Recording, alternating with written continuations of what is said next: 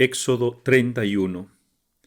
Habló Yahvé a Moisés diciendo: Mira que he llamado por su nombre a Basalel, hijo de Urí, hijo de Hur, de la tribu de Judá, y le he llenado de espíritu divino, de sabiduría, inteligencia y maestría en toda clase de trabajos, para inventar diseños y labrar el oro, la plata y el bronce, para grabar piedras de engaste, para tallar la madera y ejecutar cualquier otra obra. Y mira que le he dado por compañero a Oholiab, hijo de Ahisamac, de la tribu de Dan, y además he infundido sabiduría en el corazón de todos los hombres hábiles, para que hagan todo lo que te he mandado: el tabernáculo de la reunión, el arca del testimonio, el propiciatorio que la cubre, con todos los utensilios del tabernáculo, la mesa con sus utensilios, el candelabro de oro puro, con todos sus utensilios, el altar del incienso, el altar del holocausto, con todos sus utensilios, la pila con su base, las vestiduras litúrgicas y las vestiduras sagradas de Aarón el sacerdote y las vestiduras de sus hijos para las funciones sacerdotales, el óleo de la unción y el incienso aromático para el santuario. Ellos lo han de hacer conforme a todo lo que te he ordenado. Habló Yahvé a Moisés y dijo: Di a los hijos de Israel: Mirad que guardéis mis sábados, porque el sábado es una señal entre mí y vosotros, de generación en generación, para que sepáis que yo, Yahvé, soy quien os santifico. Guardad el sábado, porque es santo para vosotros. El que lo profane morirá irremisiblemente. Todo el que trabajare en él será exterminado de en medio de su pueblo. 6 días se trabajará, mas el día séptimo será día de descanso completo, consagrado a Yahvé. Todo aquel que trabaje en sábado morirá irremisiblemente. Los hijos de Israel observarán el sábado como pacto perpetuo, celebrándolo de generación en generación. Será entre mí y los hijos de Israel una señal perpetua, pues en 6 días hizo Yahvé el cielo y la tierra, y el día séptimo descansó y reposó. Después de hablar Dios con Moisés en el monte Sinaí, le dio las 2 tablas del testimonio, tablas de piedra, escritas por el dedo de Dios. Palabra de Dios, te alabamos, Señor.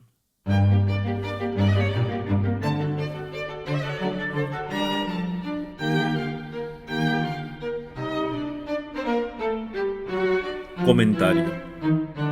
En este capítulo, Dios termina de dar las órdenes a Moisés, los mandamientos, los preceptos, en la primera vez que Moisés va a subir al monte Sinaí. Ya en el próximo capítulo lo veremos bajando del monte.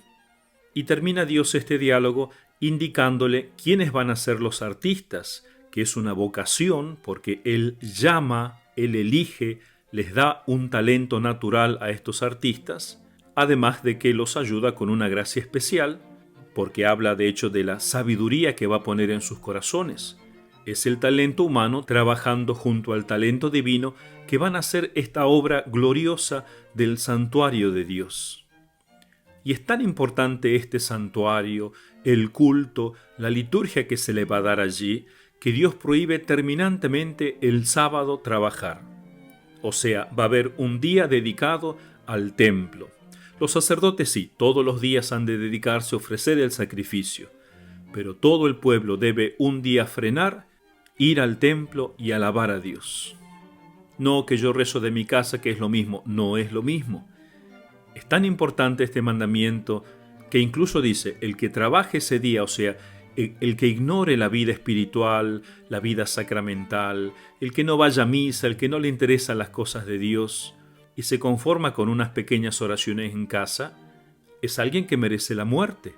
Y de hecho, cuando pecamos contra este mandamiento, que para nosotros los católicos es el domingo, en cuenta del sábado, el domingo porque Cristo resucitó en ese día y los apóstoles lo cambiaron al día. La esencia del mandamiento se mantiene. Que sea sábado, que sea viernes, que sea jueves, eso es secundario. De hecho, incluso la Iglesia hay días especiales que manda santificarlos por ser fiestas especiales de nuestro Señor o de Nuestra Señora. Poco caso hacemos lamentablemente de este mandamiento y por eso Dios insiste. Y en verdad el que quiebra este mandamiento se mata a sí mismo, pierde la gracia de Dios en su corazón, ya pone un pie en el infierno, es pecado mortal. Se pierde la amistad con Dios porque hay un desprecio muy grande a Dios. Aunque parezca que yo no hice mal a nadie, has pecado de omisión. Has despreciado el inmenso amor divino, lo que le costó a Cristo dejarnos los sacramentos. Lo has despreciado como cualquier cosa. Entonces cada uno tiene que preocuparse realmente de este culto, de la liturgia divina, a la que todos estamos obligados. Primero los sacerdotes, pero todo el pueblo fiel. Y esto no es un capricho de la Iglesia, es un mandato de Dios. Como dice el Espíritu Santo al final del capítulo, estos mandamientos fueron grabados por el dedo de Dios. Sobre todo estos 10 mandamientos, en el cual se contienen todos los demás. En el Nuevo Testamento, este dedo de Dios es el Espíritu Santo, que ya no va a escribir en tablas de piedra, porque Él viene a hacer de nuestros corazones, que son como tablas de piedra, viene a hacerlos de carne y hueso. Pero concentrémonos hoy en los artistas. Este capítulo es una inmensa alegría para los artistas. Dice Monseñor Straubinger en su comentario, religión y arte tienen que hermanarse de nuevo, como se hermanaron en la época de la cristiandad, cuando se unieron para crear las hermosas catedrales góticas y tantos otros objetos sagrados. Hoy en día el arte, lamentablemente, dice Monseñor Straubinger, anda errante de aquí para allá, de una extravagancia a otra extravagancia. El arte moderno está imbuido de esta filosofía sin sentido, de la duda existencial, etc. Y por eso es tan fea, aunque sus artistas sean muy talentosos. Y es porque han olvidado su origen divino. No siguen los mandatos de Dios. Lamentablemente esto incluso pasa en las iglesias. Aquí en Europa hay un artista que es muy famoso, verdaderamente un hombre que tiene fe, pero está imbuido de directivas mundanas, comunistas. Entonces, en todas las obras que él hace, está el tema que es maravilloso, la vida de los santos, la vida de Cristo, pero está manchado por esta ideología comunista. Y eso es profanar las cosas de Dios. A este respecto les recomiendo un canal de YouTube del padre Rodrigo Miranda, que es un sacerdote nuestro del Instituto del Verbo Encarnado, que está publicando artículos muy buenos, videos muy buenos sobre el arte, la belleza cristiana, sobre el arte cristiano y la belleza. Incluso los paganos, los no creyentes, creían que su talento venía de lo divino. Por ejemplo, Séneca, Lucio Aneo Séneca, que nació en el mismo año que nuestro Señor, probablemente en el 4 a.C., que fue un filósofo, político, orador, escritor romano, fue cuestor, pretor, senador y cónsul durante los gobiernos de Tiberio, de Calígula, de Claudio, de Nerón, y cuya influencia en las generaciones posteriores fue inmensa.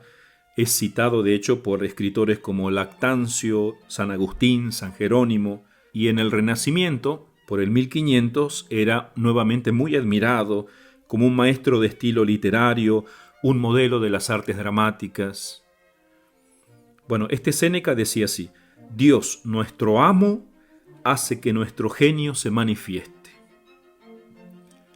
Pero quisiera más bien traer como ejemplo cristiano y no pagano, a un hombre extraordinario del siglo pasado. Hace unos 6 años, en el 2016, pude hacer mis ejercicios espirituales ignacianos todo un mes en España, y al finalizar con un compañero sacerdote nos escapamos unos días a Barcelona. Allí quedé impresionado y enamorado para siempre de la Basílica de la Sagrada Familia. Había escuchado de esta basílica, pero no sabía que me encontraría con algo tan grandioso, tan diferente, una arquitectura totalmente nueva, comenzada por un hombre que ahora es considerado siervo de Dios, ojalá que algún día llegue a la gloria de los altares, comenzada por él, pero todavía continuada, la construcción todavía continúa, llevada adelante por todo un pueblo, por el pueblo cristiano. Eso hace esta obra más grande todavía. Antoni Gaudí, o Antonio Gaudí, se le llama el arquitecto de Dios. Hermoso título, el arquitecto de Dios. Se levantaba temprano por la mañana, se duchaba con agua fría y se acercaba a la iglesia San João da Gracia, donde oía misa, hacía el seguimiento de la obra y trabajaba con sus colaboradores hasta el anochecer. Cuando regresaba a casa, entraba en la iglesia San Felipe Neri, donde se recogía en oración delante del sagrario. Esta era su rutina diaria. Comenzaba con la misa y terminaba al final con la adoración al Santísimo, todos los días. Y era un arquitecto, no era un sacerdote ni un religioso. A este Gaudí se le encargó la obra de la Sagrada Familia cuando él tenía 31 años. Y en esta basílica va a trabajar 43 años. Y especialmente los últimos 14 años de su vida los dedicó completamente a su gran vocación, a servir a Dios a través de la arquitectura en esta Basílica de la Sagrada Familia. Dejó de hacer otras obras, las cuales había hecho muchas. Toda la ciudad de Barcelona está llena de obras de arte, religiosas o civiles, aunque estas civiles también están cargadas de religiosidad. Realmente vale la pena ponerse a estudiar toda la obra de este hombre, porque en verdad lo lleva uno hacia Dios. Decía así: mis grandes amigos están muertos. No tengo familia, ni clientes, ni fortuna, ni nada. Así puedo entregarme totalmente al templo. Nunca se pudo casar, aunque sí se había enamorado, pero su vocación fue más fuerte. Se dedicó con toda su vida a esta obra. Por eso esta basílica es visitada no solamente por católicos, sino por gente de todas las culturas y de todas las religiones. No puede una persona normal no admirarse ante esta obra increíble, porque está puesto de un modo plástico esa búsqueda que el hombre tiene, que el corazón humano tiene de lo infinito. Por eso Gaudí era un hombre apasionado. Se hablaban prodigios de las soluciones constructivas que él trajo. De hecho, creó una nueva arquitectura. No era solamente un hombre de fe, sino también un hombre de ciencia. Él llegó hasta los límites del arte y de la ciencia de su época. Y él dice que aprendió primero de la naturaleza. De hecho, cuando él era pequeño, debido a su salud bastante delicada, pasó mucho tiempo en una casa del campo, donde allí aprendió a contemplar la belleza tan perfecta de la naturaleza. La naturaleza fue su gran amor. De hecho, a sus discípulos más adelante, él gustaba mucho de decirle, indicando un árbol que estaba cerca de su taller: este árbol es mi maestro. O sea, aprendía de la arquitectura divina para plasmarla en la arquitectura humana. Todo su arte se basaba en los modelos y leyes de la naturaleza. Luego, cuando aprenda más la Biblia, la liturgia, también va a basar su arte en las leyes de la Biblia y la tradición. Pero primero comenzó por la naturaleza. Él decía que la naturaleza era la obra maestra del Creador, en la que brilla el esplendor de la verdad y la belleza. De la naturaleza aprendía no solamente la belleza, ya la naturaleza de por sí es hermosa, sino también la verdad por las leyes que allí se encuentran. Por eso, cuando uno ingresa a la basílica y ve las columnas que sostienen la basílica, parece que uno estuviese en un bosque, porque esas columnas se asemejan verdaderamente a árboles y a distintos tipos de árboles. Por internet pueden encontrar muchos videos que muestran esta grandiosa obra. De hecho, cuando una vez el nuncio de la Santa Sede en España, Monseñor Ragonesi, visitó la basílica, y Gaudí le hizo un tour explicándole todos los detalles del templo, cómo él lo había pensado para que sea un lugar de devoción, como también un libro donde uno aprenda la religión, como un catecismo o una Biblia de piedra, como un lugar también para aprender a contemplar, a ver el mundo de un modo trascendente, porque de hecho en la misma basílica no solamente hay motivos religiosos, sino motivos de la naturaleza, de la creación. A través de la creación, Gaudí nos enseña a remontarnos a la belleza divina. Incluso a través de este templo, él quiere confortar al que lo visita, enseñarle a que no tenga miedo al sacrificio. De hecho, es un templo expiatorio. La asociación que puso en marcha este proyecto antes de que Gaudí llegase, deseaban que sea un templo donde el pueblo expíe sus pecados. porque es una obra de sacrificio, no solamente de un hombre o de un grupo de personas con dinero, sino que es la obra de todo un pueblo. Entonces el nuncio, extasiado ante tanta belleza, extendió sus brazos hacia Gaudí y le dijo: «Usted es el Dante de la arquitectura, y su trabajo es el más excelso poema cristiano hecho de piedra». Hemos dicho que también Gaudí era un lector asiduo de las Escrituras, de la Biblia. Por eso siempre llevaba consigo un pequeño libro de los Evangelios, el cual meditaba todos los días, leía una y otra vez. No solamente los Evangelios, conocía toda la Biblia. Miren cómo el artista tiene que basarse de un modo muy especial en la Sagrada Escritura. De hecho, dentro del templo, Gaudí ha querido que de modo especial la gente aprenda a rezar oraciones de la Biblia, y por eso ha hecho poner o ha mandado poner el Miserere, el Salmo 50, el Benedictus que cantó Zacarías, el Magnificat que cantó la Virgen, que están en los Evangelios, el Te Deum, que es el himno compuesto por la liturgia de la Iglesia de Acción de Gracias, tomando pasajes de la Biblia.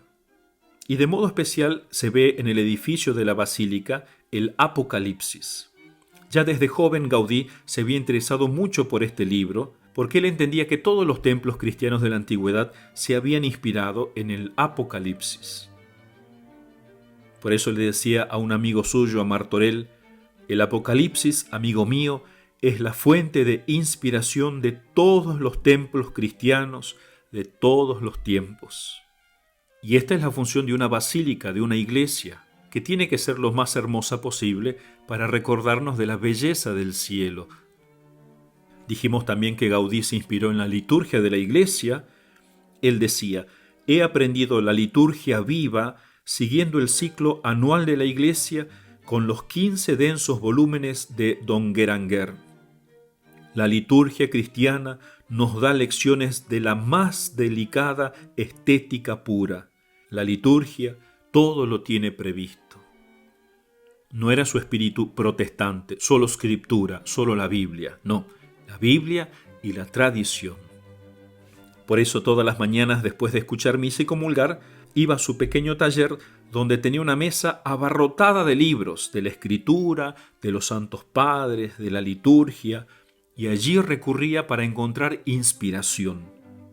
Parecía un predicador, un sacerdote cuando va a preparar su sermón, un sermón importante, que busca en todos los libros que tiene para predicar un sermón bello. Y cada vez que la gente visitaba el santuario, Gaudí se esmeraba en explicarles detalle por detalle, haciendo apostolado a través de esos signos. Un día acudió un grupo de visitantes comunes, y luego de que les explicara el sentido de la fachada que está por fuera, la fachada del nacimiento, uno de ellos le confesó: «Señor Gaudí, para decirle la verdad, comprendo que esta obra tendrá mucho valor, pero a mí no me gusta». El arquitecto, sin inmutarse y con la mayor naturalidad, le dijo: «Es que no lo hacemos para que le guste a usted». Genial respuesta. Mucha gente no comprenderá toda la simbología, todo lo que hay detrás, porque principalmente es una obra para Dios, siguiendo las leyes de Dios. Y nosotros los hombres, poco a poco tenemos que ir aprendiendo, dejándonos plasmar, enseñar por Dios, elevarnos. Por eso esta es una obra que hay que seguirla estudiando y comprendiéndola. Termino con las palabras que dijo el Papa Benedicto XVI cuando él fue a consagrar esta basílica. Dijo así: «En este recinto, Gaudí quiso unir la inspiración que le llegaba de los 3 grandes libros en los que se alimentaba como hombre, como creyente y como arquitecto: el libro de la naturaleza, el libro de la Sagrada Escritura y el libro de la liturgia». Así unió la realidad del mundo y la historia de la salvación, tal como nos es narrada en la Biblia y actualizada en la liturgia. Esa es la vocación de los artistas. Tienen que vivir, por un lado, una vida santa, y así, como miembros de la Iglesia, van a poder prestar ese servicio a la humanidad, llevar a través de la belleza divina al hombre a que crea nuevamente en aquel que Dios ha enviado, en Jesucristo.